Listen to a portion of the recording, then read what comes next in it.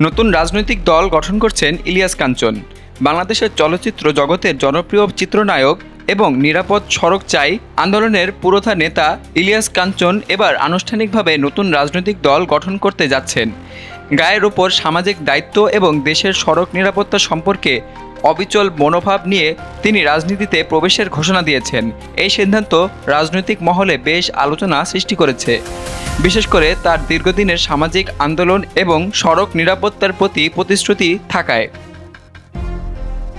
শুক্রবার সকাল 10টায় রাজধানীর শাহবাগস্থ হোটেল ইন্টারকন্টিনেন্টালের রূপসী বাংলা গ্র্যান্ড বলরুমে অনুষ্ঠিত অনুষ্ঠানে তিনি আনুষ্ঠানিকভাবে এই নতুন রাজনৈতিক দলটির নাম ঘোষণা করবেন। বিষয়টি নিশ্চিত করেছেন নিষ্ঠা আন্দোলনের ভাইস চেয়ারম্যান লিটন এরশাদ। তিনি জানান, ইলিয়াস কাঞ্চন নিজেই তার নতুন দলের নাম ঘোষণা করবেন, তা ইতিমধ্যেই জনমনে কৌতূহল সৃষ্টি করেছে। নতুন দলটির নাম জনতা পার্টি বাংলাদেশ রাখা হয়েছে, যা দেশের গণমানুষের অধিকার রক্ষা এবং উন্নয়নের লক্ষ্যে কাজ করবে। রাজনীতির মাঠে প্রবেশ করতে চলা ইলিয়াস কাঞ্চন এককভাবে কোনো দলের পতাকা তোলেননি, বরং তিনি একটি মুক্ত এবং জনগণের কল্যাণে নিবেদিত দলের প্রতিষ্ঠা করেছেন। দলে বিভিন্ন রাজনৈতিক এবং সামাজিক অঙ্গনের প্রথিতযশা ব্যক্তিরা যুক্ত হবেন। এতে সাবেক প্রতিমন্ত্রী এবং এমপি গোলাম সারোয়ার মিলন এবং বিএনপির সাবেক ভাইস চেয়ারম্যান শওকত আহমেদ সহ আরও অনেক জনপ্রিয় রাজনৈতিক ব্যক্তিত্ব গুরুত্বপূর্ণ পদে দায়িত্ব পালন করবেন। নতুন দলের সদস্যরা প্রধানত রাজনৈতিক দলগুলো পাশাপাশি সাংবাদিক, আইনজীবী, অবসরপ্রাপ্ত সামরিক কর্মকর্তা এবং সরকারি কর্মকর্তাদের নিয়ে গঠিত হবে। এটি নিশ্চিত করবে যে দলটি একটি বহুমুখী এবং বর্ণনামূলক নেতৃত্বের সমন্বয়ে গঠিত হবে, যেখানে নানা ক্ষেত্রের দক্ষতা এবং অভিজ্ঞতার সঠিক সংমিশ্রণ ঘটবে।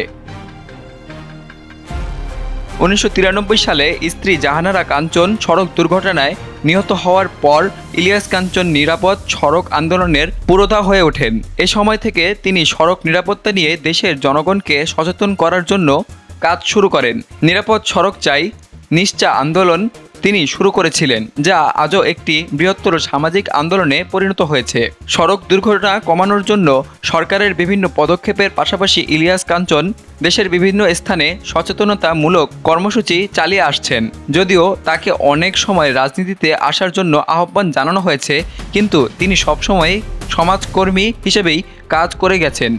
এবার তিনি সরাসরি রাজনীতিতে অংশ নিতে যাচ্ছেন, যা তার সামাজিক দায়িত্ব এবং কর্তব্যবোধের নতুন অধ্যায় হতে যাচ্ছে। ইলিয়াস কাঞ্চন তার রাজনৈতিক দলের মাধ্যমে দেশের জনগণের জন্য ভালো কিছু করতে চান এবং জনমানুষের প্রকৃত প্রতিনিধিত্ব করার উদ্দেশ্যে রাজনীতিতে প্রবেশ করতে যাচ্ছেন। ইলিয়াস কাঞ্চনের নতুন দল নিয়ে রাজনৈতিক মহলে বিভিন্ন দলের নেতারা যেমন সিদ্ধান্তের প্রতি আগ্রহী এবং তেমনি সাধারণ জনগণও নতুন দলের কর্মকাণ্ডের দিকে নজর রাখছেন।